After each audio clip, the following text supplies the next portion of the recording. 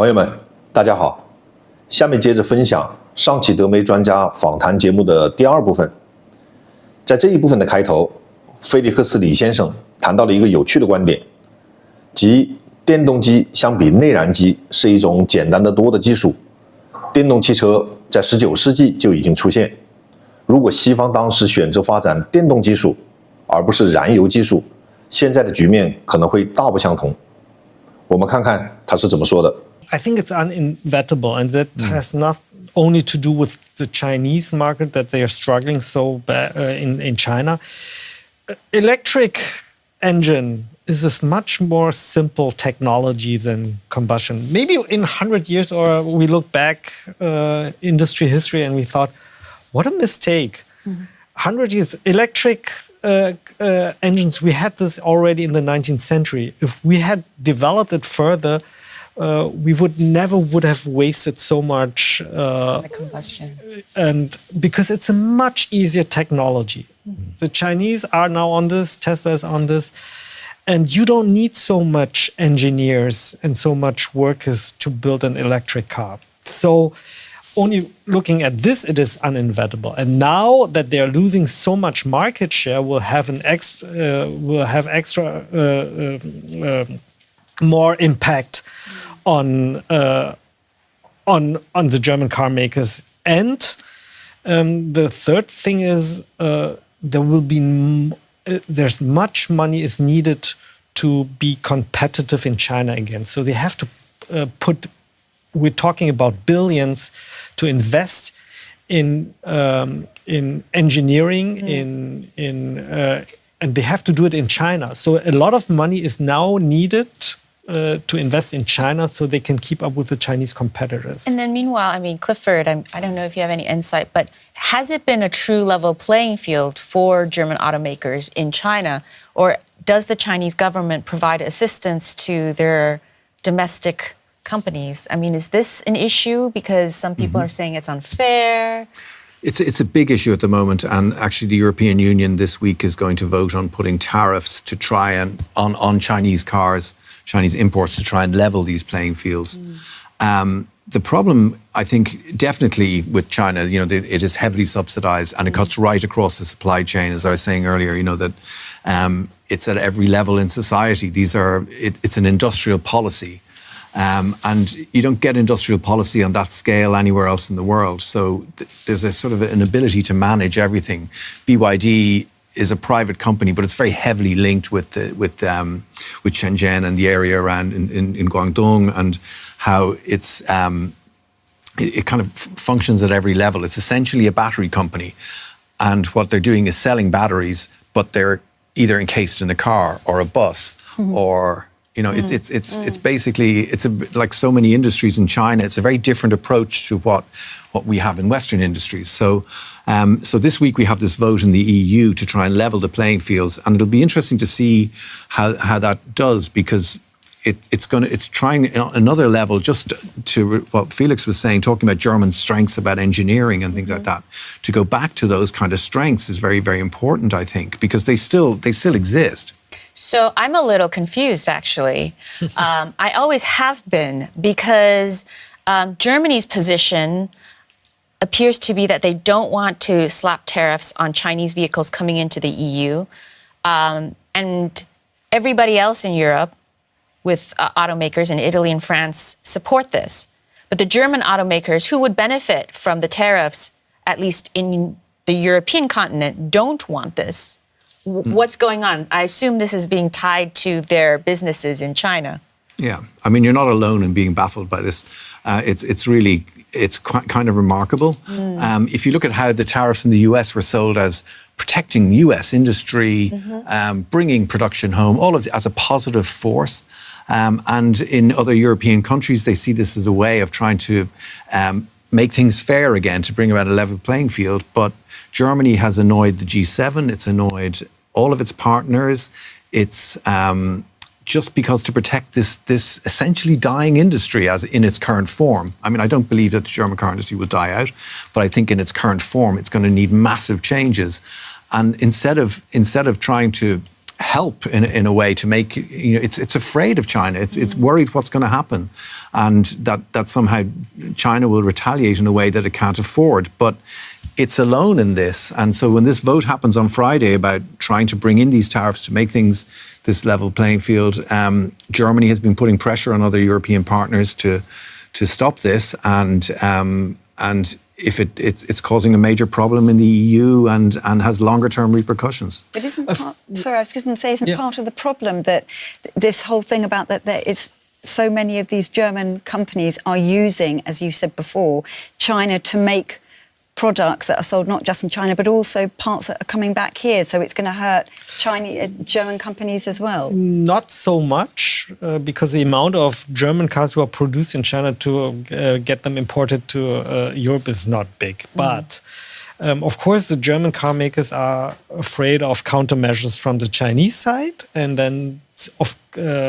unlike GM in the US, unlike Renault or Peugeot, German car makers still have a big market share in China. GM is pretty much out. Chrysler, they're out of China. So they have not much to lose anymore. The Germans are. But somehow I think it's still also sort of a game.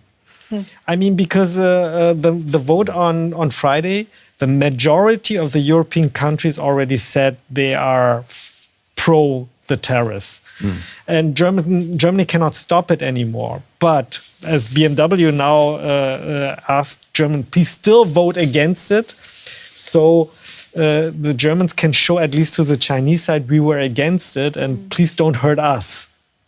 I think so. Maybe it is sort of a game, and the Germans do know that these tariffs will come. Very interesting. But this is Europe's biggest economy, though. I mean, the thing about this is it's a game, certainly, and it is this, But this is Europe's biggest economy, saying we don't want to offend the Chinese government, which is pretty incredible. We have got quite a lot of questions about China in particular and about these EV cars. One thing I just want to quickly ask, Felix, is there any car not fully Chinese these days? That's asked by the genre. I think there are. I mean, you think? I'm not sure. I'm not 100% sure. US automakers, maybe. But especially the premium German car makers, they're very proud that they get all their what, like Lamborghini, you mean? Made by VW, by the way, in the list. I'm thinking of some Mercedes. I'm not sure. I cannot answer. But the thing is, less and less German parts are needed in China. Right.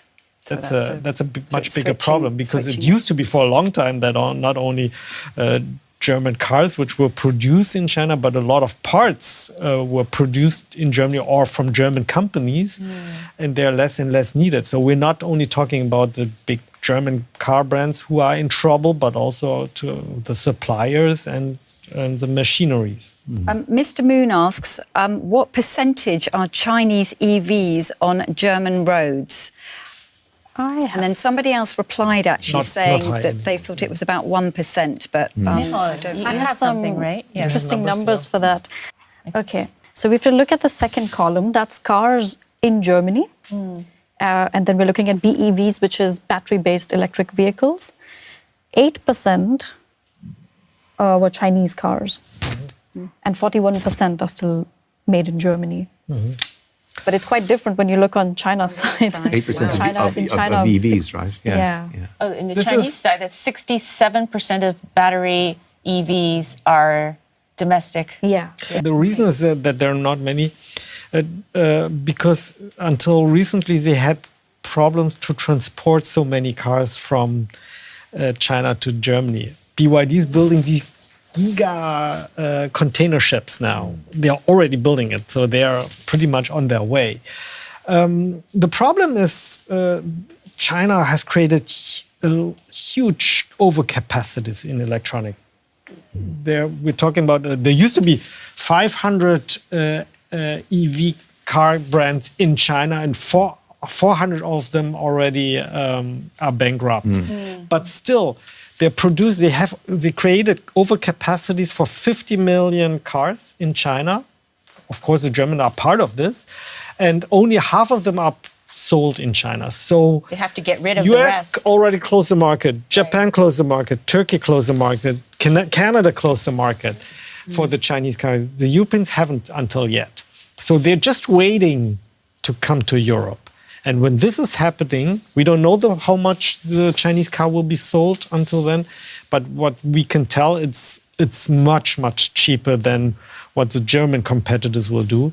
And I'm not sure until now, there's a huge loyalty for car buyers to stick to German cars. But there was a huge loyalty to German brands in China too, and now it vanished. And I'm not sure if it still same can happen in Germany when it's so much cheaper. Do you think Germans will abandon German cars? I mean, it's such a point of pride. Yeah, but I mean, the German, the Volkswagen ID3 Pro is at the moment still around 40,000. They will lower the price now to 30,000. I think we have some footage of the ID3. Yeah. But a similar car, BYD, sold in China for 10,000. So just 1/4 of the price. And to be honest, the software is better than in the German version. 的确，早在19世纪，电动车就已经出现。1830年代，第一辆电动车雏形问世。到了1890年代，电动车已经风靡一时，尤其在上流社会，安静、易操控、没有尾气的电动车特别受欢迎。当时，甚至连美国的亨利·福特都考虑过做电动车。福特和他的好友发明之王爱迪生还曾经合作研发过电动车的电池。不过最后由于成本的考量，大名鼎鼎的福特 T 型车最后选择采用内燃机引擎作为动力。但必须要明白的一点是，技术的发展并非一条直线，更像是一堆分叉的小路，其中有不少岔路口会决定发展的方向。燃油车之所以后来居上，有几个关键的原因。第一，有电池技术的瓶颈。19世纪的电池技术太弱鸡，续航短，充电慢，远不如燃油车那样能够加满油就上路。第二，石油资源的发现与应用。到了20世纪初期，石油资源的开发和内燃机技术的突破，让燃油车成本大大降低，尤其是福特的 T 型车。通过流水线大规模生产，直接碾压了当时的电动车。第三，基础设施的差异。当年的电网建设和今天相比，远远不可同日而语。其实，即便到了今天，又有几个国家能做到像中国这样大规模的铺开电动汽车充电桩的设置呢？何况100多年前，电动车想要普及，得先解决充电的问题。而加油站的铺设在当时显然更容易。退一万步讲，就算西方当年选择的电动车，中国就一定没有机会吗？那也未必。这其实是一个典型的历史假设的悖论。即便当时走了电动车路线，也未必会发展到今天的样子。因为首先，技术路径是有多样性的，哪怕西方当年全力发展电动车，技术路径未必和现在一样。比如锂电池技术是20世纪后期才成熟的，现在又开始攻关固态电池的研发，发展的轨迹完全有可能大不相同。其次，更重要的是，中国有后发的优势。中国虽然起步晚，但恰好赶上了电动车的浪潮，政策扶持加市场需求加大量的资本投入，使中国在电动车领域迅速崛起，成为全球重要玩家。就像华为和小米的后来居上一样，凭借的是什么？凭借的是技术和市场的优势，以及时代的机遇。技术路线的背后，永远是复杂的经济、政治和市场的力量。所以，就算西方早走电动车路，中国也未必没有机会。弯道超车永远不是神话，而是要看谁能抓住下一次浪潮。